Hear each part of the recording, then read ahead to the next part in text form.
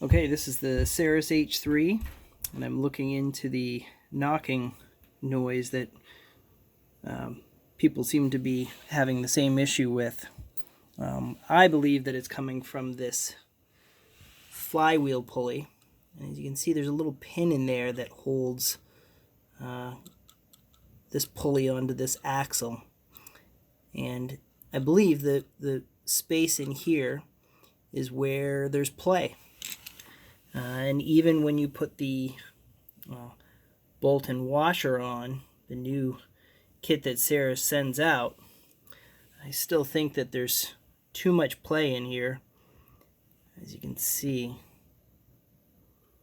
And I think that I'm really not putting any force on that. And there's a little bit of rocking in there, and I think when the belt tensions and untensions, that causes the knocking noise to happen. So again, that's the Saris H3. I think that's where I think that knocking noise is coming from.